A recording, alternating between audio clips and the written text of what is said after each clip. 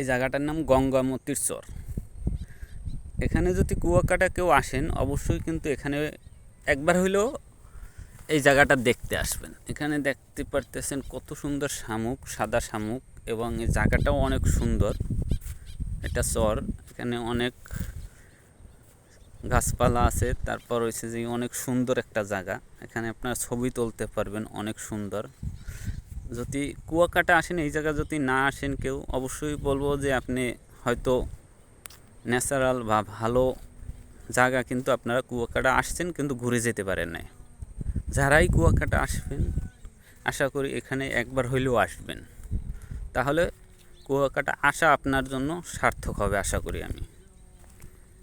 অনেক সুন্দর একটি জায়গা।